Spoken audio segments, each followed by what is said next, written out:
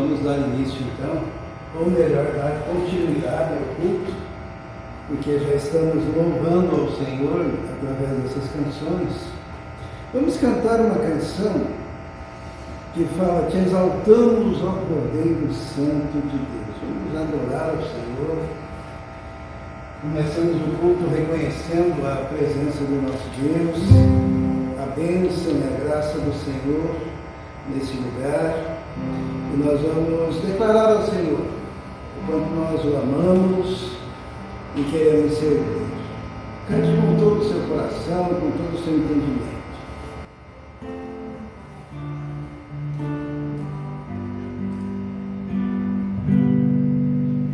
Exaltamos ao Cordeiro Santo de Deus e declaramos as suas maravilhas. Teu Espírito se manifestará nesses dias, trazendo vitórias nossas vidas. Quem tentará contra o nosso código, Senhor? Quem perderá o seu agir? Quem poderá nos resistir? Se a palavra de vitória já foi liberada a nós, te exaltamos ao Cordeiro Santo de Deus e declaramos as suas maravilhas. Teu Espírito se manifestará nesses dias, trazendo vitórias nossas vidas. Quem tentará contra o nosso forte, Senhor? Quem perderá o seu agir? Quem poderá nos resistir? Se a palavra de vitória já foi liberada a nós, se a palavra de vitória já foi liberada a nós.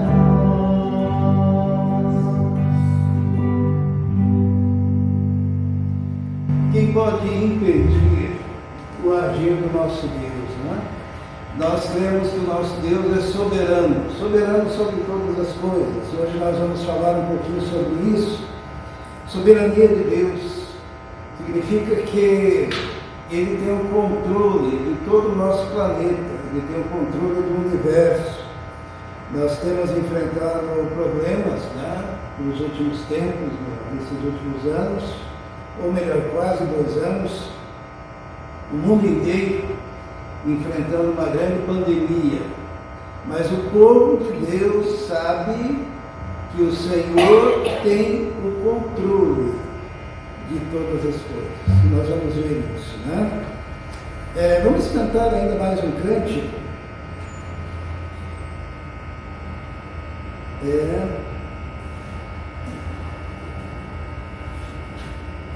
Esse cântico fala da nossa alegria, mesmo em meio às adversidades. Isto é, nós podemos nos regozijar, nos alegrar no Senhor nosso Deus.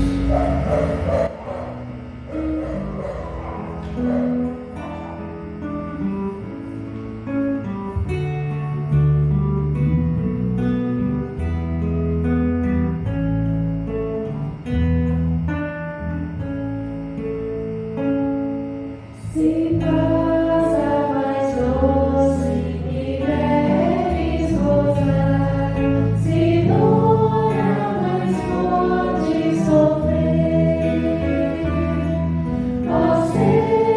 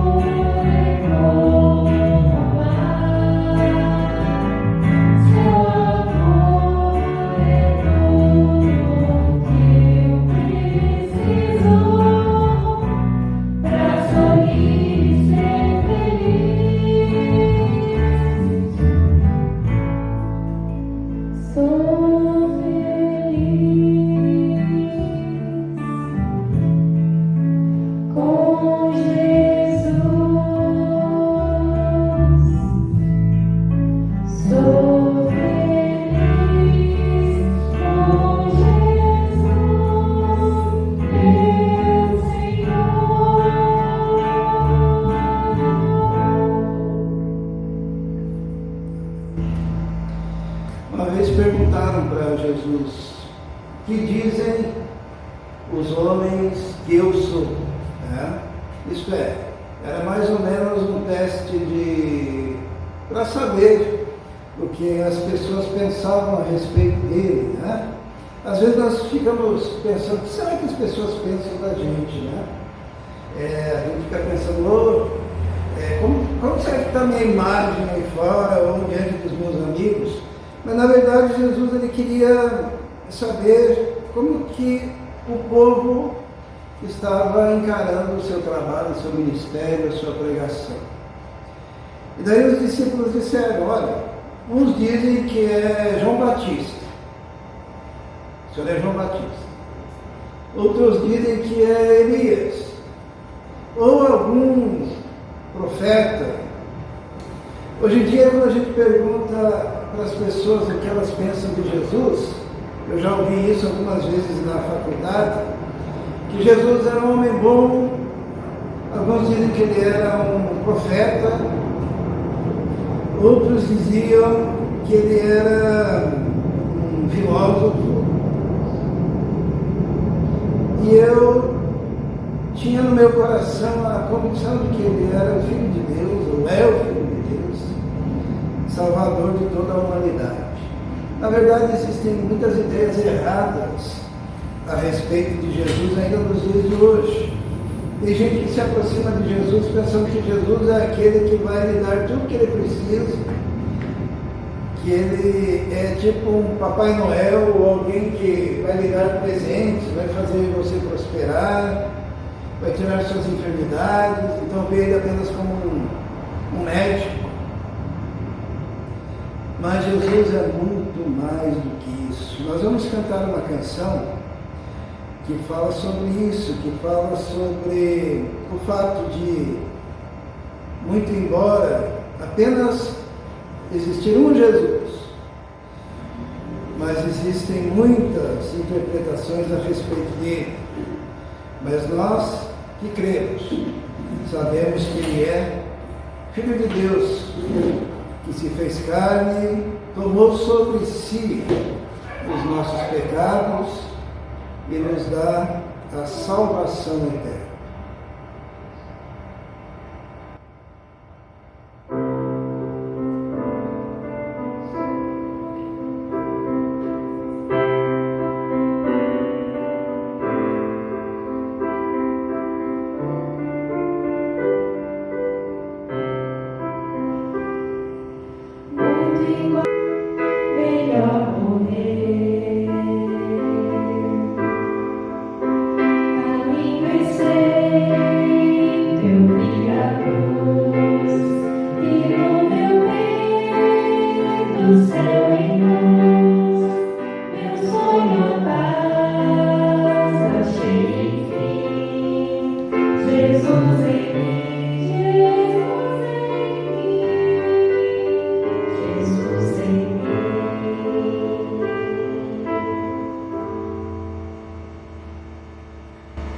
Jesus, ele não é uma religião, sabe?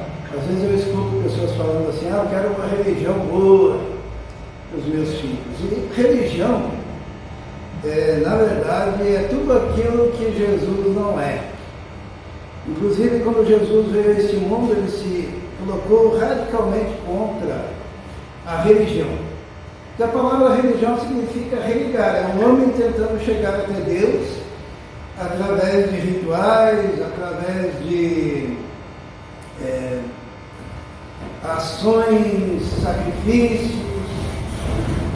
Mas o homem é incompetente diante de Deus, ele não consegue chegar até Deus. E toda religião, toda tentativa de religar vai redundar em fracasso absoluto, em inferno, em condenação. Não existe nenhuma religião que salve o homem. Deus, quando olhou lá de cima e viu, o homem não consegue, através de mandamentos, através de regras, através de cultos, através de sacrifícios, não consegue chegar até ele. Quando ele viu isso, o que ele fez? Ele fez o caminho contrário da religião. Ele pegou e mandou Jesus, o seu filho, que veio a esse mundo para eliminar a necessidade de alguma mediação da religião. Jesus se tornou o homem, Deus, que se fez carne e habitou entre nós, sendo feito o único mediador entre Deus e os outros. A religião que fazia o papel de mediação foi jogada fora, e daí agora a gente, para ser salvo, tem que ter um encontro com uma pessoa. E o nome dessa pessoa é Jesus. E é um encontro pessoal, por isso que ele disse assim, ó, não vos deixarei órfãos, eu irei ao Pai, mas vos enviarei outro Consolador que estará convosco para todo sempre. Então, ele está presente na pessoa do Espírito Santo, ele prometeu a sua presença em nossos corações, e a verdadeira relação com Deus é uma relação íntima e pessoal, onde você tem uma experiência de salvação, e essa experiência transforma a sua vida. Ainda tem muita gente no meio evangélico acreditando na religião. Está errado. Se veio para qualquer igreja, qualquer denominação, pensando em encontrar uma religião boa, está no caminho errado. A verdadeira religião, ou religar-se com Deus, é ter uma experiência pessoal com Jesus. Por isso que ele diz que está presente entre nós, para que você possa clamar a Ele. E Ele estende a sua mão, Ele restaura a sua vida, e Ele passa a viver em você, numa relação pessoal contigo. Vamos orar. Eu vou convidar agora o Guilherme, ele vai fazer essa oração, consagrando ao Senhor esses momentos de adoração, e pedindo que muita gente possa rejeitar a religião, e aceitar a pessoa de Jesus como único e suficiente Salvador da sua vida. Vamos lá. Senhor Deus, talvez nos cultos que nos perdoe, Senhor, talvez os que estão aqui louvando a Deus, no louvor do culto. Peço, Senhor, faça as pessoas entenderem que não é religião, que entendam realmente os falam de Jesus e da Bíblia. E que todos que possam acreditar, Senhor, possam vir em segurança para ter mais da mensagem de Deus. E eu acredito, Senhor, em nome de Jesus. Amém. Amém. Amém. Os irmãos podem se assentar. Estou podendo esse barulho, né? E nós vamos abrir a nossa Bíblia no livro do profeta, no livro de Lamentações. Lamentações de Jeremias, né? E mantenha a sua Bíblia aberta, acompanhe também aqui no telão o livro de Lamentações.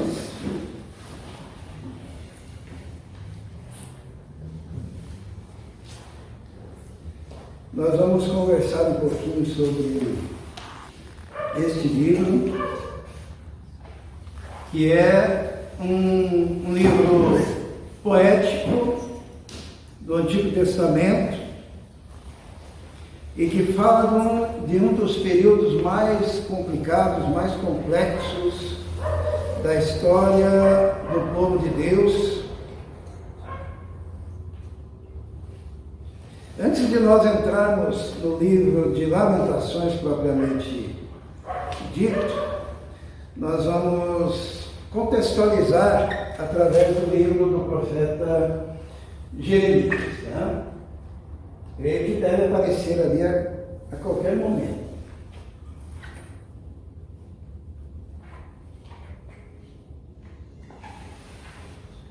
Apareceu, muito bem.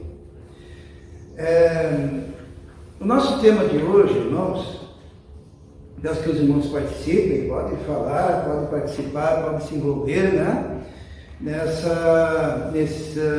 Nesse texto, nessa palavra que será dita, mas nós vamos falar sobre uma coisa que eu acredito que os irmãos já estão enjoados de tanto ouvir, porque basta ligar a televisão, basta ligar o rádio do carro, os irmãos vão ouvir sobre um tema, e de repente vem na igreja e vão ouvir sobre o mesmo tema.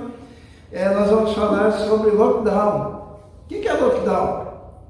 Guilherme, você que fala bem diversas línguas.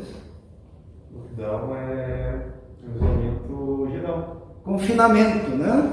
É o isolamento. Então nós vamos falar sobre o maior lockdown que já houve na história e vamos tirar dele algumas coisas para a nossa vida, né? Nossa vida também.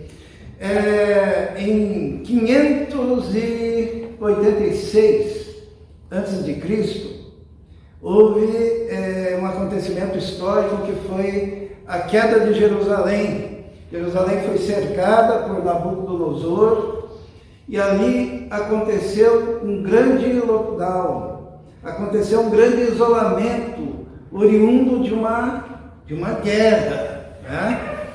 E houveram desdobramentos desse isolamento que foi feito. Não é um isolamento como nós temos hoje por causa de uma pandemia, por causa de um vírus, mas traz para nós alguns ensinamentos para que nós possamos passar esse período da nossa história também.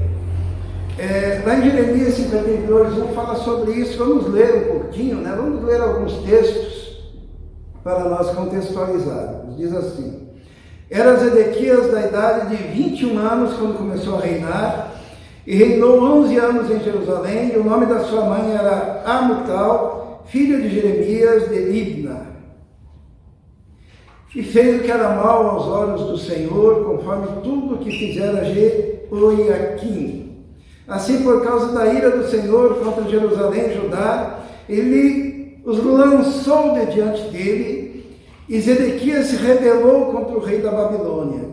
E aconteceu que no ano nono do seu reinado, no 10º mês, no 10º dia do mês, veio Nabucodonosor, rei de Babilônia, contra Jerusalém, ele e todo o seu exército, e se acamparam contra ela, e levantaram contra ela trincheiras ao redor. Assim esteve cercada a cidade até a 11º ano do rei Zedequias. No 4º mês, aos 9 dias do mês, quando já a fome prevalecia na cidade, e o povo da terra não tinha pão, então foi aberta uma brecha na cidade, e todos os homens de guerra fugiram, e saíram da cidade de noite pelo caminho da porta entre os dois muros, a qual estava perto do jardim do rei, porque os caldeus cercavam a cidade ao redor e foram pelo caminho. Esse acontecimento histórico de 586 a.C., quando Nabucodonosor coloca as suas tropas e cercam a cidade de Jerusalém, e ficam os exércitos em volta e o povo aprisionado lá dentro, sem poder sair. A agricultura era feita do outro lado do muro, então eles não podiam pegar mantimentos. E era uma época em que eles tinham água encanada, né? Vinham de fora pelos muros a água que servia aquela cidade. Eles ficaram sem água, ficaram sem comida, ficaram numa situação tenebrosa, e as pessoas foram definhando, e as crianças chorando de fome, e as mulheres angustiadas, e os homens envergonhados e humilhados, sentavam pelas ruas da cidade, sem saber o que fazer. O sofrimento descrito nesse momento era tremendo, tenebroso. E havia um homem ali, um profeta, que ele foi testemunha de tudo isso. Era o profeta Jeremias. O profeta Jeremias, ele acompanhou tudo isso, porque ele tentou fazer com que a ira do Senhor se desviasse da cidade. Ele pregava constantemente. Só que tinha os falsos profetas que falavam o contrário do que Jeremias falava. E quando a profecia de Jeremias está para se cumprir, Jeremias tem a oportunidade em vida de contemplar todos esses acontecimentos. E é Jeremias quem escreve então alguns poemas que retratam a situação daquela cidade. E ele começa dizendo, agora no livro de Lamentações, ele diz assim: como está sentada, solitária, aquela cidade, antes tão populosa, tornou-se como viúva, a que era grande entre as nações, a que era princesa entre as províncias, tornou-se tributária. Quando ele olha aquele povo nas ruas, quando ele olha aquele sofrimento, quando ele olha aquelas crianças raquíticas, devido àquele isolamento que houve, devido àquele lockdown obrigatório, aonde os exércitos estavam cercando a cidade, não permitindo que o povo trabalhasse, não permitindo que o povo tivesse liberdade de ir e vir, não permitindo as relações interpessoais dentro da cidade, ele declara assim, já no versículo 2: chora amargamente de noite, e as suas lágrimas lhe correm pelas faces. Não tem quem a console entre todos os seus amantes. Todos os seus amigos se houveram aleivosamente contra ela, tornaram-se seus inimigos.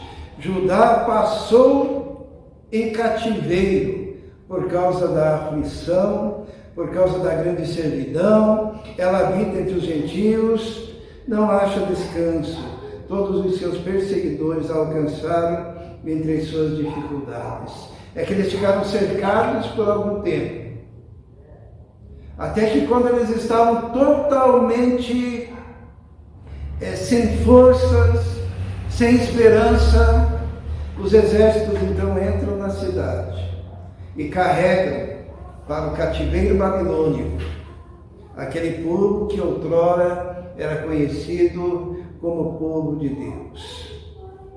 O profeta então ele passa a descrever no livro de Lamentações os efeitos interiores daquele lockdown. Ele diz assim, todo o seu povo anda suspirando, buscando pão. Deram as suas coisas mais preciosas a troco de mantimento para restaurarem a alma. Vê, Senhor, e contempla que sou desprezível. Era um povo faminto, porque não podia trabalhar. Era um povo angustiado, porque tinha perdido a esperança. E as metáforas que são ali usadas para falar como ficou o coração daquele povo, são estas: cobriu de nuvens, é como se uma nuvem negra tivesse coberto aquele povo e o coração daquele povo. É como se o povo tivesse sido derrubado do céu até a terra, se sentindo diminuídos e esquecidos no lugar mais baixo. Diz assim o texto: como cobriu o Senhor de nuvens na sua ira a filha de Sião, derrubou do céu à terra a glória de Israel, e não se lembrou do escabelo dos seus pés no dia da sua ira. Hoje em dia nós vemos, muito embora exista uma distância nesses acontecimentos, porque lá era por motivo de guerra, mas nós também temos visto tantas pessoas debaixo de um lockdown, que também sentem como se uma nuvem tivesse coberto as suas vidas, e como se elas tivessem sido derrubadas do céu à terra, por perderem o seu trabalho, por perderem o seu negócio, por perderem a capacidade de sustento dos seus filhos. Tudo isso foi experimentado dessa forma. E é um sentimento de que estão lá no chão. No Brasil, atualmente, nós temos milhões de pessoas descambando para uma situação de fome, que, de uma forma um tanto, como é que eu poderia dizer, esquisita, as pessoas, os estudiosos, chamam de risco, como é que eles falam? Risco alimentício. Mas na verdade é fome mesmo que estão passando. Os prejuízos desse lockdown foram o seguinte: devorou o Senhor todas as moradas de Jacó e não se apiedou, derrubou ao redor as suas fortalezas, ou as fortalezas da filha de Judá, abateu-as até a terra, profanou o reino e seus príncipes. No furor da sua ira cortou toda a força de Israel, retirou para trás a sua destra de diante do inimigo e ardeu contra Jacó como labareda de fogo que consome ao redor. Armou o seu arco como inimigo, firmou a sua destra como adversário, matou tudo que era formoso à vista, derramou a sua indignação como fogo na tenda da filha de Sião. Tornou-se o Senhor como inimigo, devorou a Israel, devorou a todos os seus palácios, destruiu as suas fortalezas, multiplicou na filha de Judá a lamentação e a tristeza. Aqui o escritor, ele considera a soberania de Deus, e Deus, na sua permissão e por causa do pecado do povo, permitiu que essas coisas acontecessem, e esse povo foi achatado e humilhado até as últimas consequências, e num dado momento foi levado em cativeiro para a Babilônia. Mas será que era porque Deus não amava esse povo? A verdade, a Bíblia diz, e depois nós vamos ver isso, que o amor de Deus continuava o mesmo, mas o povo havia se distanciado de Deus. O povo tinha afrontado o Senhor. E quando Deus permitiu isso, quem conhece a história, porque eles ficaram no cativeiro por 70 anos, quando eles voltam do cativeiro, eles já estão livres de uma coisa que era um veneno no meio desse povo, que era a idolatria. Deus curou o povo de Israel da idolatria através do cativeiro. Mas primeiro Deus teve que derrubar lá embaixo e permitir que eles sentissem as misérias da sua situação, para que depois o Senhor os restaurasse a uma nova condição, na próxima geração, depois de 70 anos. Nesse tempo, uma das coisas que aconteceu nesse lockdown é que foi implodida a manifestação religiosa. Diz assim: e arrancou o seu tabernáculo com violência, como se fosse de uma horta. Destruiu o lugar da sua congregação. O Senhor em Sião pôs em esquecimento a festa solene e o sábado. E na indignação da sua ira rejeitou com desprezo o rei e o sacerdote. O lockdown lhe tocou profundamente no meio do povo, e no aspecto da sua adoração, do seu serviço a Deus, do culto. Será que a gente vê alguma semelhança, né? O nosso pequeno lockdown perto desse que nós estamos descrevendo e que está na Bíblia, também tem mexido com a adoração, também tem mexido com o culto, também tem mexido com o fechamento das igrejas, também tem mexido com a prisão de pastores. Pelo mundo, muitos pastores estão sendo presos por continuar a pregar a palavra do Senhor. Esses dias viralizou na Inglaterra alguns fiscais de lockdown que entraram numa igreja para prender o pastor e impedir o culto. E se os irmãos procurarem, esse pastor os repreendeu em nome de Jesus e os enxotou da igreja com base na sua autoridade, só com palavra, com a sua palavra, dizendo: vocês vão sair daqui, aqui é a casa de Deus. E aqueles homens foram embora, porque queriam impedir, em nome do Estado, o culto e a adoração ao Senhor. Diz ainda o profeta Jeremias em Lamentações: rejeitou o Senhor o seu altar, detestou o seu santuário, entregou na mão do inimigo os muros dos seus palácios. Deram gritos na casa do Senhor, como em dia de festa solene.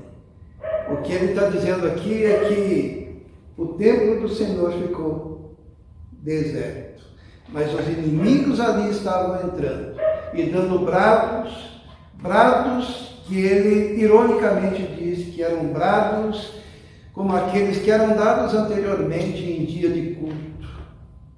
Mas era um culto hipócrita, era um culto falso, era um culto que não agradava a Deus, era um culto que destruiu a relação dos homens daquelas cidades com Deus e que terminou no cativeiro babilônico. Esse lockdown também promoveu insegurança material, militar e religiosa, porque diz assim: tentou o Senhor destruir o muro da filha de Sião, estendeu o cordel sobre ele, não retirou a sua mão destruidora, fez gemer o antemuro, e o muro estão eles juntamente enfraquecidos. Então, o que servia de defesa e proteção, que eram os muros da cidade, estavam fragilizados. As suas portas caíram por terra, ele destruiu e quebrou os seus ferrolhos, o seu rei e os seus príncipes estão entre os gentios, onde não há lei, nem os seus profetas acham visão alguma do Senhor. Olha que situação, né? Que situação. Parece que nós hoje estamos vendo o germe dessa mesma insegurança que nós encontramos no livro de Lamentações. Hoje se fala muito de que o mundo está numa guerra e não sabe. E se fala muito da insegurança das fronteiras. E se fala muito dos perigos da suplantação da igreja, do cristianismo, da adoração a Deus. E se fala muito de que as nossas riquezas estão indo embora, sendo levadas. Outra coisa que é um efeito desse lockdown são os velhos e as moças. Diz assim, estão sentados na terra silenciosos os anciãos da filha de Sião. Lançam pó sobre as suas cabeças, cingem-se ou se vestem de sacos. E as virgens, que são as moças, da cidade, as virgens de Jerusalém, abaixam as suas cabeças até a terra, porque os anciãos estão humilhados e se vestem de saco e cinza, uma demonstração pública da sua humilhação. E as moças não têm esperança de constituir família, porque o caminho será o caminho do cativeiro. E as crianças, nesse lockdown, diz assim o profeta: já se consumiram os meus olhos com lágrimas, turbadas estão as minhas entranhas, o meu fígado se derramou pela terra por causa do quebrantamento da filha do meu povo, pois desfalecem o menino e a criança de peito pelas ruas da cidade. Ao desfalecerem como feridos pelas ruas da cidade, ao exalarem as suas almas no regaço das suas mães, perguntam a elas: onde está o trigo e o vinho? As crianças pedindo comida. Trigo e vinho simbolizam a alimentação, a comida que já não tinha. E as crianças estavam na rua pedindo. Eu creio que todos nós estamos vendo a multiplicação disso. Hoje em dia a gente vai no supermercado, ainda temos o privilégio de irmos e comprarmos o nosso mantimento, mesmo com toda a carestia. mas em cada canto encontramos lá uma mãe com o seu filho no colo, ou com crianças, ou pedindo, pelo amor de Deus, me dê 1 quilo disso, 1 quilo daquilo. Lógico que está bem longe do que aconteceu em Jerusalém.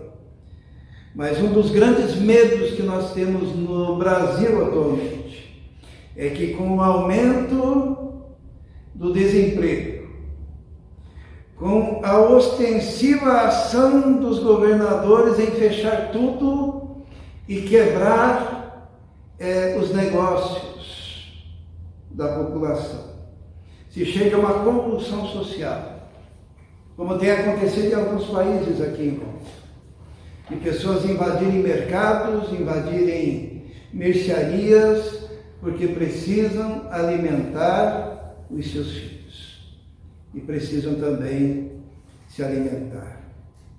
Quebrados, destruídos, sem nada a comparar. De tal forma que o profeta Jeremias ele diz assim: que testemunho te trarei? A quem te compararei, ó filha de Jerusalém? A quem te assemelharei para te consolar, ó Virgem filha de Sião? Porque grande como o mar é a tua quebradura. Quem te sarará? Eles estavam quebrados, eles estavam moídos financeiramente, fisicamente, devido à fome e às enfermidades decorrentes daquele cerco, e estavam também debilitados emocionalmente e mentalmente em decorrência dessa opressão. E a gente fica pensando a causa disso. A causa primária são os pecados do povo. Nós vamos ver logo em seguida que Israel pecou, Judá pecou e não quiseram obedecer ao Senhor. Mas um dos grandes motivos está aqui. Os teus profetas viram para ti vaidade e loucura e não manifestaram a tua maldade para impedirem o teu cativeiro, mas viram para ti cargas vãs e motivos de expulsão.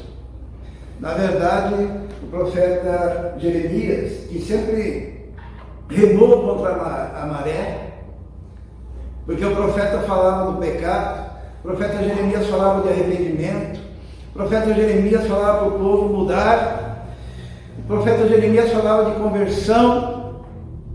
Só que todos os demais profetas tinham visões de vaidade e loucura. Sabe o que é a vaidade e loucura? É quando ensina coisas vãs, quando falavam, não, nada vai acontecer com vocês são filhos de Deus, vocês são homens e mulheres de Deus, vocês são o povo escolhido, não vai acontecer nada, esse cara é doido, esse cara é louco, esse cara é maluco. E agora o profeta diz, olha, foram os teus profetas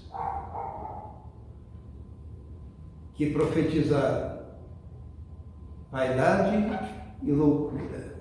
E vocês ouviram, foram atrás, e hoje vocês estão assim. O profeta apresenta também a solução. Ele diz assim, o coração deles clamou ao Senhor. Ó muralha da filha de Sião, corram as tuas lágrimas, como um ribeiro, de dia e de noite. Não te des descanso, nem parem as meninas dos teus olhos. Levanta-te, clama de noite, no princípio das vigias. Derrama o teu coração como águas diante da presença do Senhor. Levanta a Ele as tuas mãos pela vida dos teus filhinhos, que desfalecem de fome à entrada de todas as ruas. Aqui é um chamado ao arrependimento, aqui é um chamado para chorar, é um chamado para derramar os olhos com lágrimas diante do Senhor, conversar com o Senhor, dizer: vê, Senhor, considera quem fizestes assim, porque na loucura de uma fome, na loucura de um lockdown, na loucura de uma doença que não era só do corpo, que não era só da alma, mas que era da mente, havia até em alguns a intenção de se alimentar dos seus próprios filhos. Diz assim: hão de as mulheres, hão de comer as mulheres o fruto de si mesmas, as crianças que trazem nos braços? Ou matar-se-á no santuário do Senhor o sacerdote e o profeta? Isso é um indício de convulsão social decorrente daquele absurdo lockdown, resultado de uma guerra naquele tempo. Jazem por terra, pelas ruas, o moço e o velho, as minhas virgens e os meus jovens vieram a cair à espada. Tu os matastes no dia da tua ira, matastes e não te apiedastes. Nós encontramos aqui uma situação de terrível angústia. Tudo foi tocado. Sabe que isso que aconteceu aqui em Jerusalém não foi de repente. Se nós lermos o livro do profeta Jeremias, houve um crescente até chegar nesse ponto. Mas o ponto mais fundamental que causou tudo isso foi porque, mesmo mantendo o culto, mesmo mantendo os sacerdotes, mesmo tendo muitos profetas profetizando, rejeitaram a palavra do Senhor que saía da boca do profeta Jeremias, um homem de Deus. Uma vez, o profeta Jeremias pregando, né? Sabe o que o profeta dizia? Ele dizia assim: olha, a situação está grave, a situação está difícil, está complicada. Acho que vocês chegaram a um ponto que é melhor vocês se renderem aos inimigos, porque vai morrer menos gente. Sabe o que o povo fez com ele? Encontraram um poço bem fundo, uma cisterna, e disseram: joguem este homem lá dentro.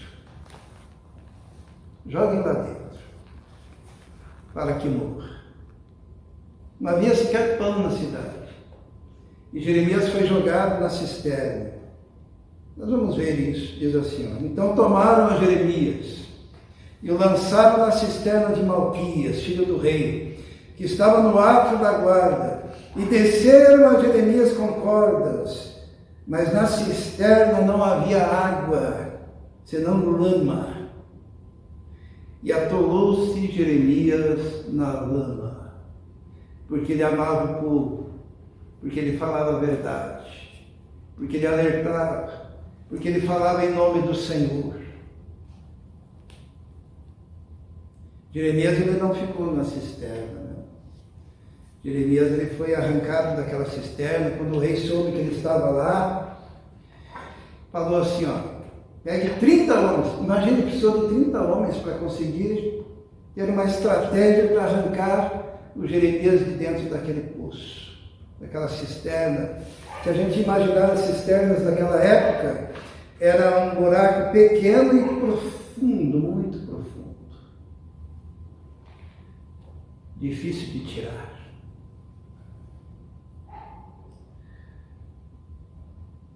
Mas o rei disse: vamos lá. Daí pegaram, disseram para ele colocar umas roupas debaixo do braço, amarrar a corda e começaram a puxar o profeta.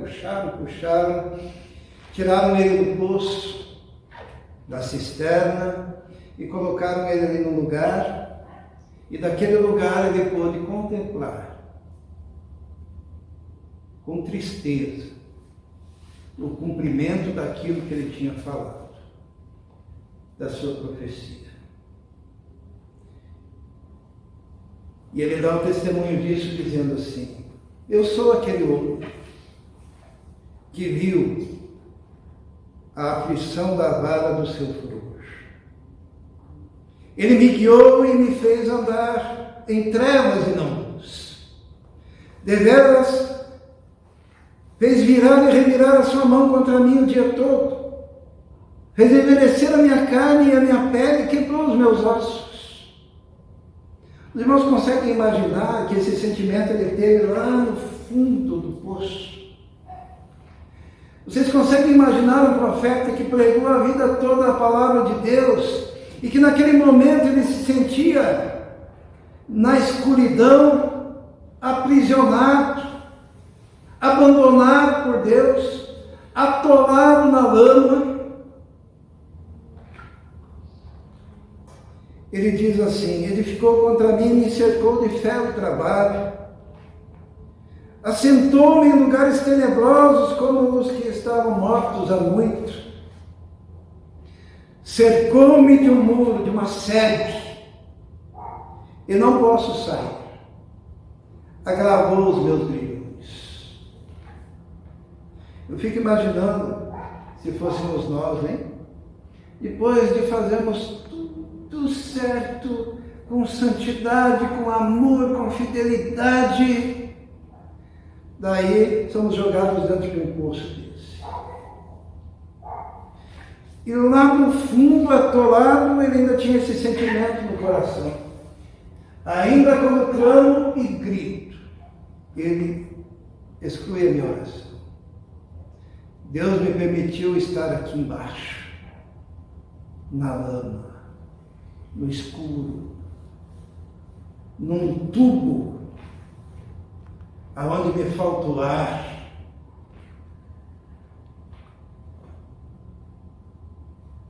Na escuridão. Ele ainda diz assim: fechou os meus caminhos com pedras, fez tortuosas as minhas veredas, fez-se-me como urso de emboscada. É como se Deus estivesse contra ele. Naquele momento ele sentia isso no coração. Um leão em esconderijos, desviou os meus caminhos, fez-me em pedaços, deixou-me assolado, armou o seu arco e me pôs como alvo a flecha. Um Deus que não erra, te colocando como alvo. Fez entrar nos meus rins. Quando fala em rins, fala das emoções, sabe? As emoções dele estavam afetadas e afloradas. Fui feito como objeto de escárnio para todo o meu povo, e a sua canção todo dia. Isto é, aquele que pregava com tanta autoridade. Agora as pessoas olhavam, meneavam a cabeça e diziam assim: olha lá, ó. Olha onde está, olha a situação desse homem. E ele sentia no coração o escárnio do povo.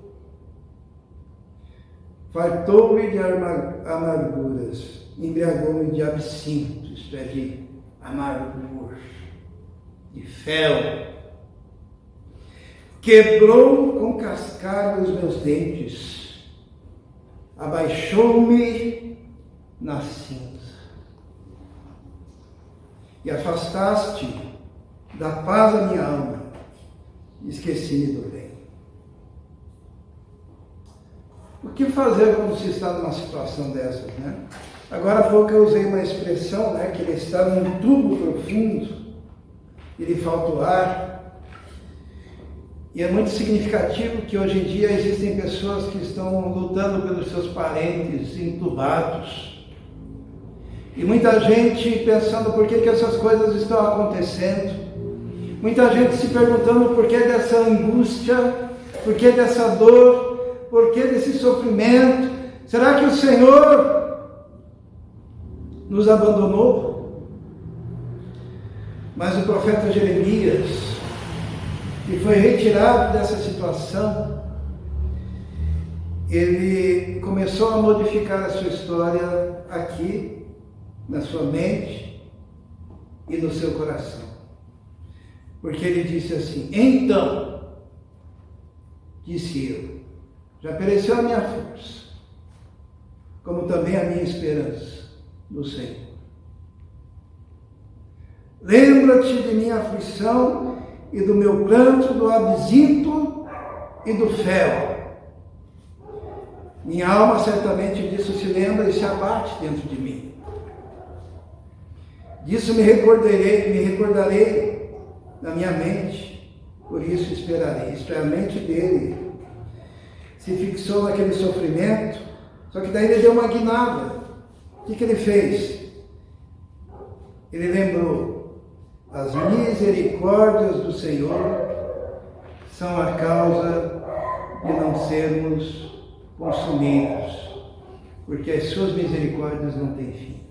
Ele começou a lembrar quem era o seu Deus. Ele começou a se ver naquela situação, mas ele lembrou: meu Deus é misericordioso, e eu vou colocar na minha mente apenas aquilo que me dá esperança ao coração.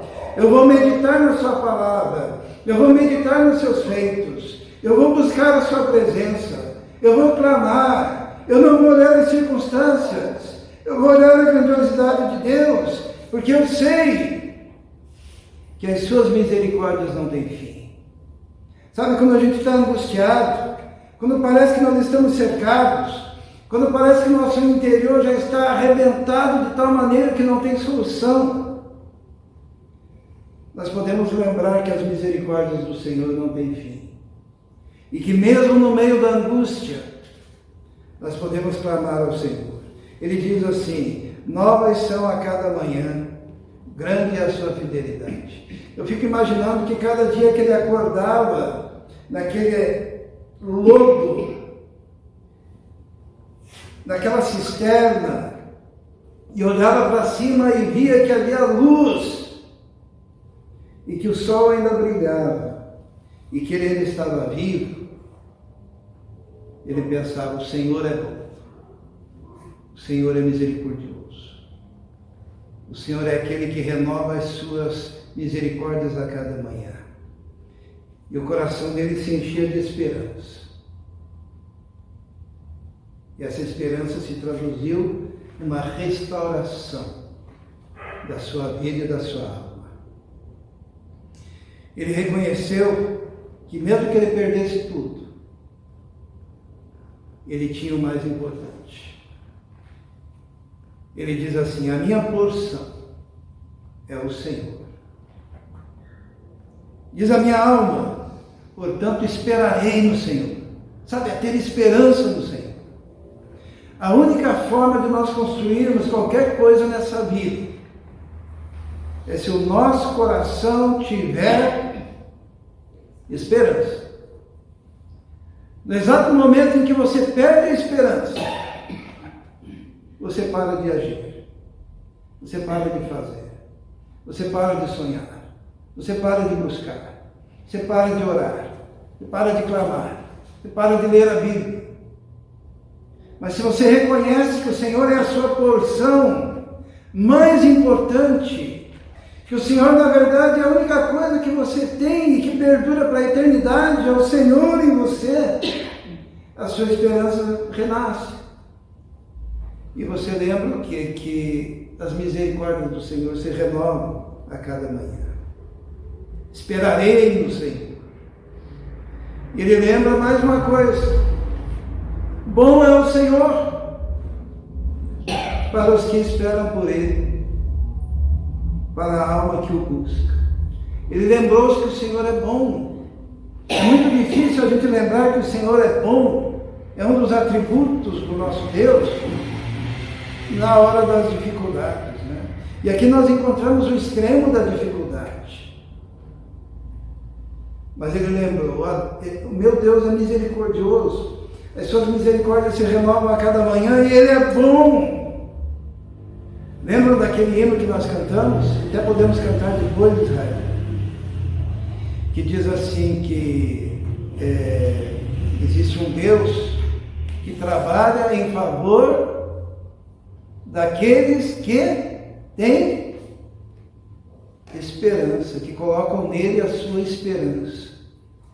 Jeremias está dizendo a mesma coisa aqui. Bom é o Senhor para os que esperam por Ele, para a alma que o busca.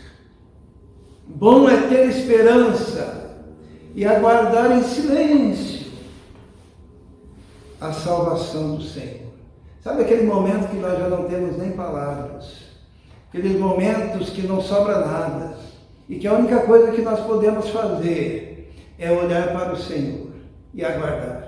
Porque o Senhor invariavelmente vai agir.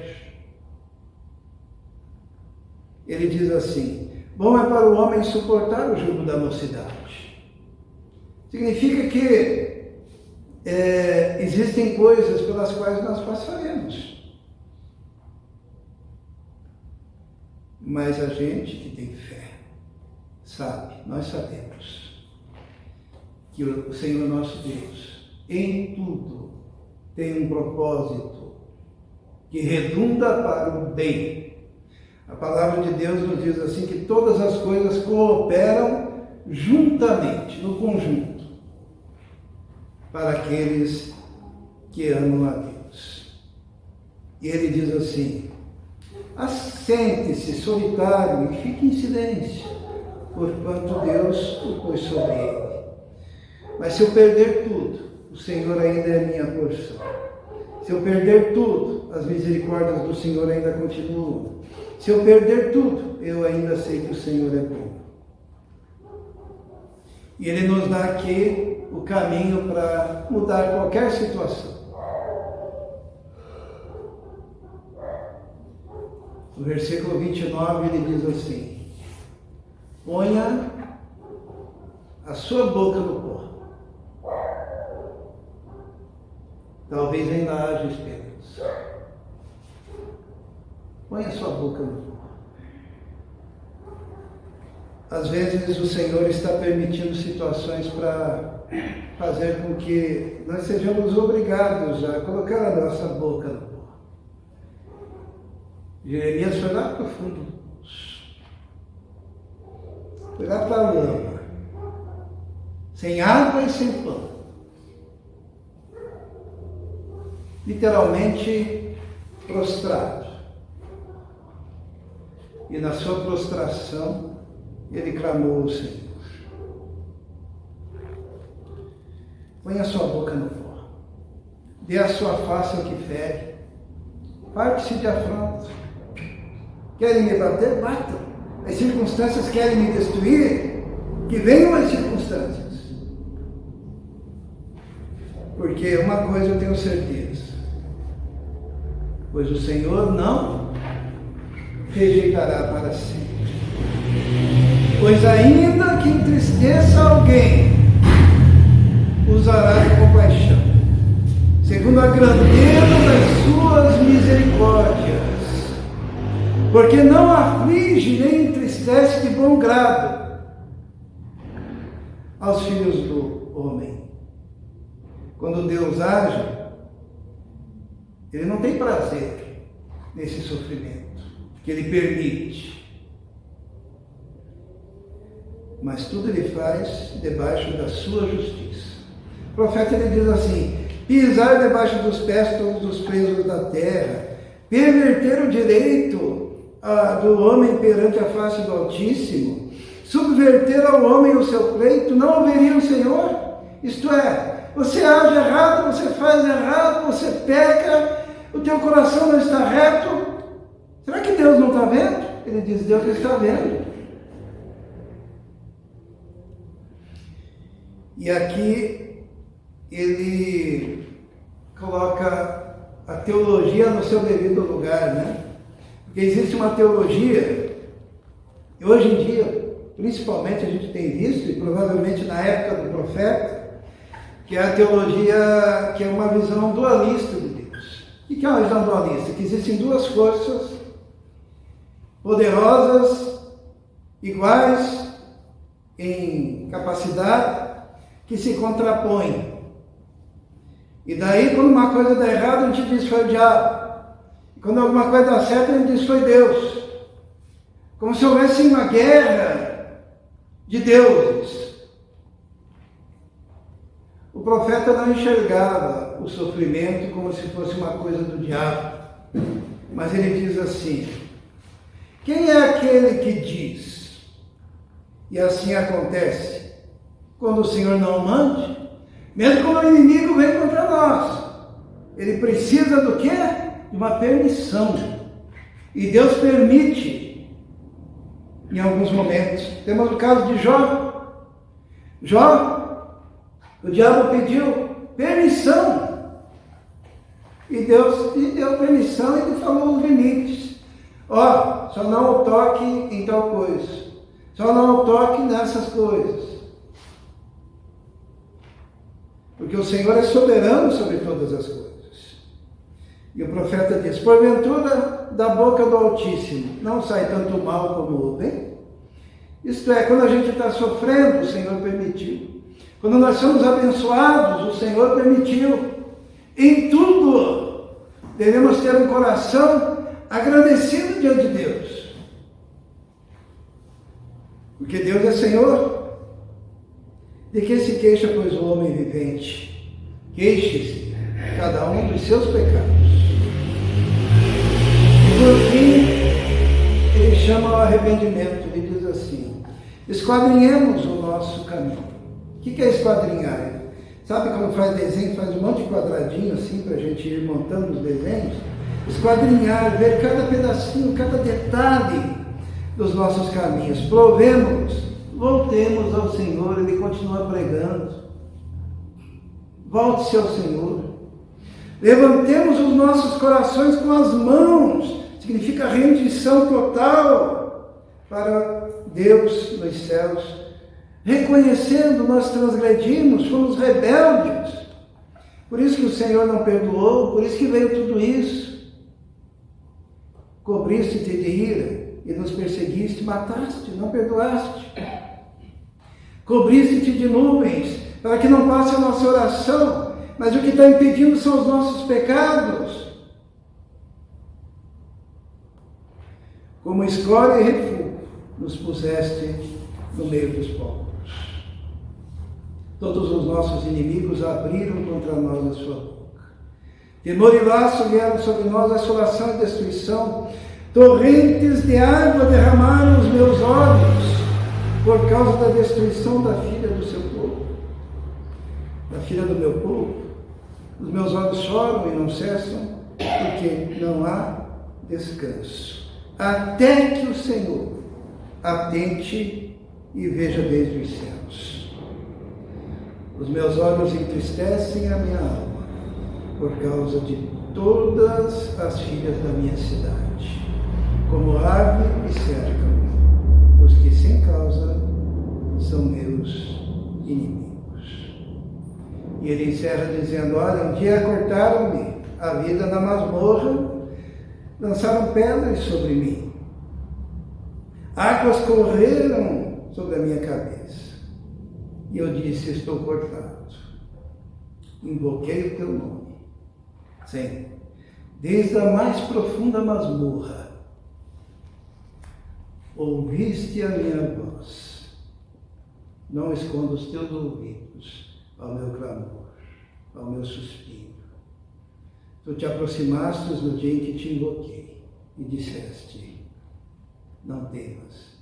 Pleiteaste, Senhor, as causas da minha alma, remiste a minha vida. Viste, Senhor, a injustiça que me fizeram. Julga a minha causa.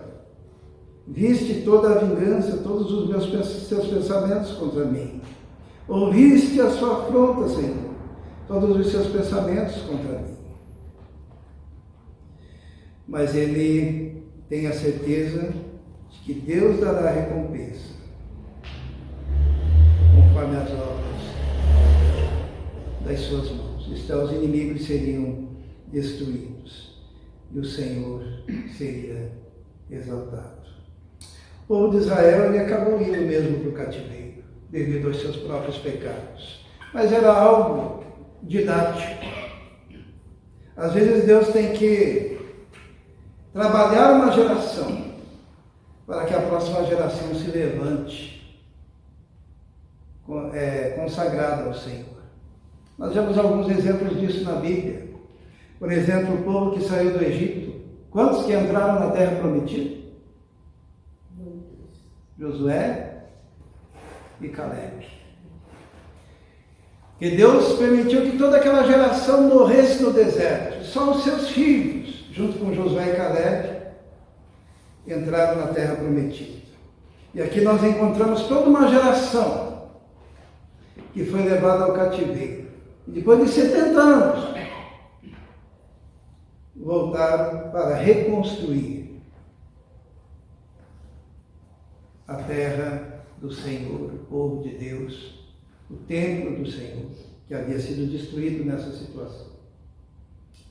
O que nós podemos dizer hoje, irmãos, é que esse lockdown que nós vivemos hoje em dia é bem pequeno em relação a esse que nós acabamos de viver aqui, né? Muito embora haja a possibilidade de crescer, mas este já é um exemplo muito claro do que pode acontecer quando os ímpios dominam sobre os justos. Isso significa que a igreja tem um papel fundamental nesse momento. Nós somos a resistência. Nós temos que falar a palavra de Deus em todo tempo, em toda oportunidade, rejeitar toda a ação contra a igreja do Senhor, seja aqui, seja em qualquer igreja, em qualquer culto.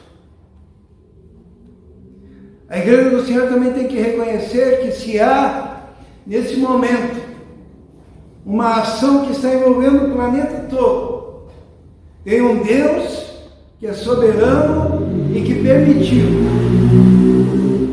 E não importa se esse vírus foi manipulado em laboratório, se ele é resultado da natureza, não importa. Deus permitiu. E nessa permissão ele tinha uma intenção. E tem uma intenção. Trabalhar com o meu coração. Trabalhar com o teu coração. Fazer de você alguém melhor na presença dele. Nos transformar em servos dispostos a obedecê-lo em qualquer circunstância. Levantar líderes que falem a verdade ao povo. Porque o prazer do Senhor não é destruir. O prazer do Senhor é restaurar. O profeta Jeremias ele foi jogado naquela cisterna, numa época que não tinha água para todo mundo e não tinha pão para todo mundo. E lá naquela cisterna ele orava e dizia: Senhor, o Senhor não ouve as minhas orações. Senhor, eu estou aqui nesse lamaçal. Senhor, eu estou aqui aprisionado. Senhor, eu estou aqui sem poder respirar direito.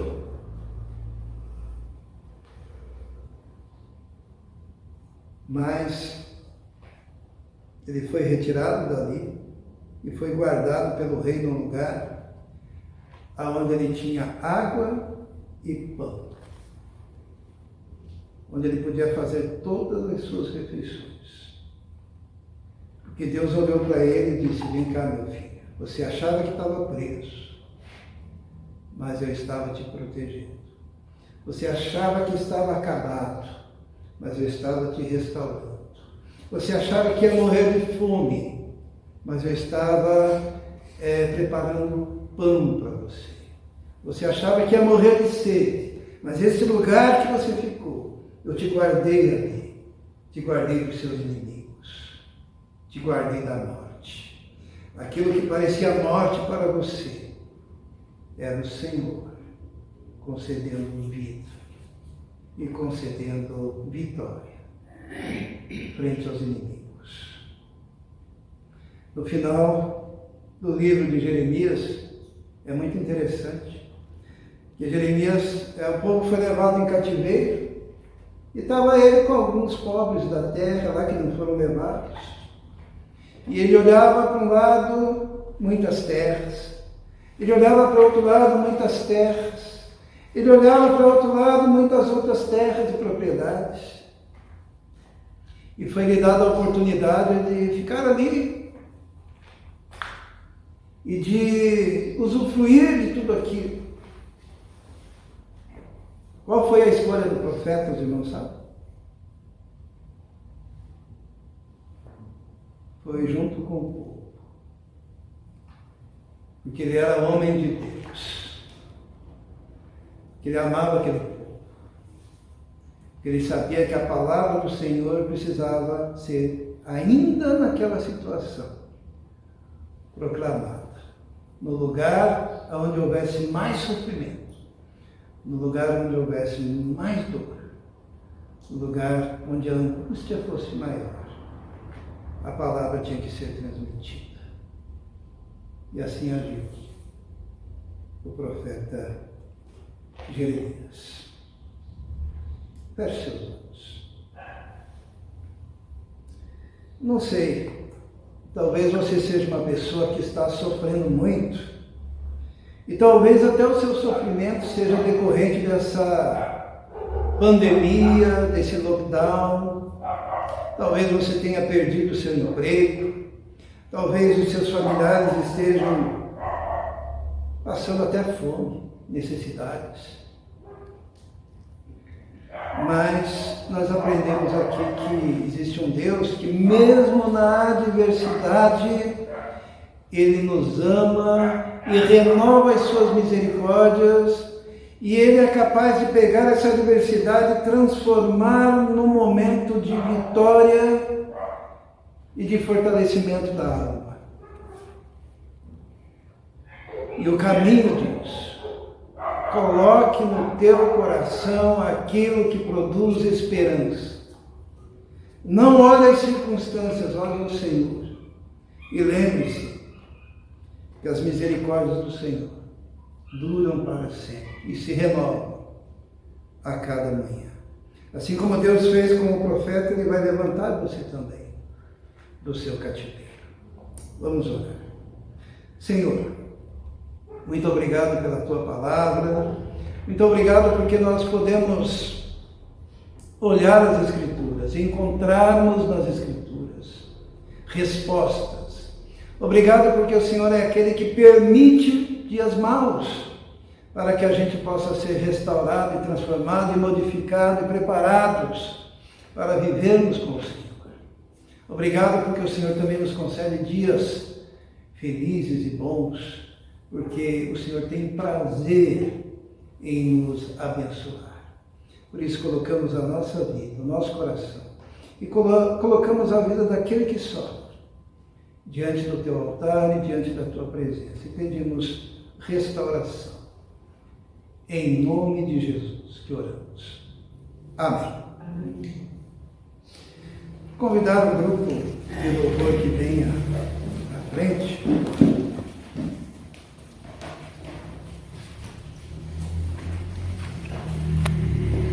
Nós vamos cantar, vamos louvar o Senhor.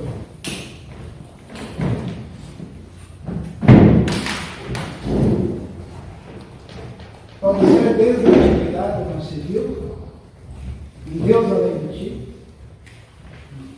que trabalha, que opera em favor daqueles que por Ele esperam.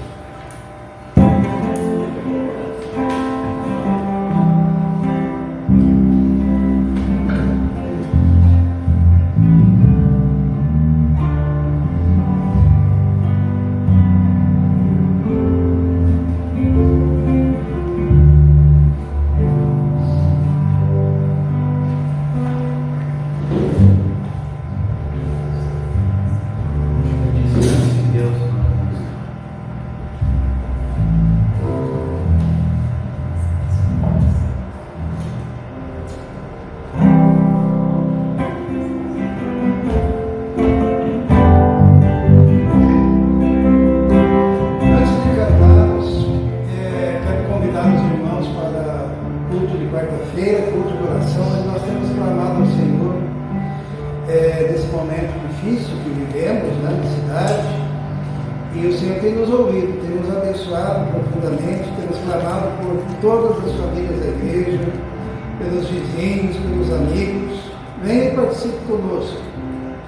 E também, aproveitando esse momento, quem veio preparado para entregar dízimos e ofertas, poderá fazer.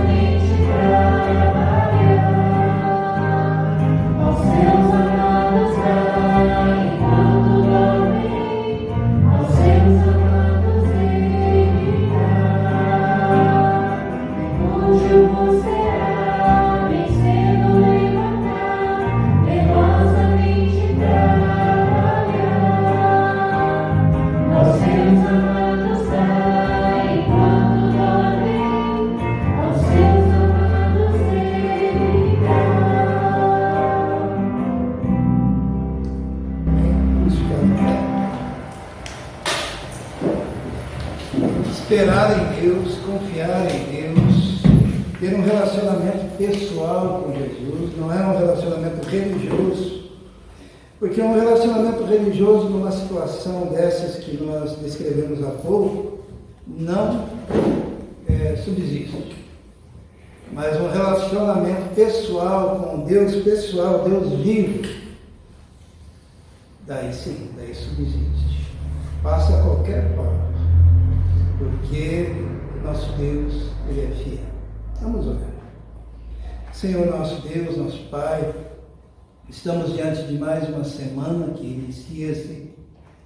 Sabemos que dependemos totalmente do Senhor, da Sua graça, da Sua presença em nós, da orientação que o Senhor nos dá através do Espírito Santo. Precisamos, ó Deus, do Senhor. Pedimos que nos abençoe. Pedimos que o Senhor abençoe cada família da Tua igreja, que o Senhor se faça como um muro que cerca, ó Deus, a vida, a família, a casa de cada um dos nossos irmãos, e haja proteção contra a enfermidade, proteção, ó Deus, contra o desemprego, proteção, Senhor, contra todo tipo de violência, ó Deus. Nós pedimos que os Teus anjos estejam acampados, que a Tua mão poderosa esteja agindo na vida de cada um. Muito obrigado porque podemos ter essa confiança em Ti. Obrigado porque a Tua palavra nos diz que o Senhor é aquele que opera em favor daqueles que hão de herdar a salvação, daqueles que confiam em Ti. Esteja nos abençoando e que a graça do nosso Senhor e Salvador Jesus Cristo, o amor de Deus, o Pai, a comunhão do Espírito Santo esteja com todos nós, agora e para todos sempre. Amém. Que Deus abençoe a todos.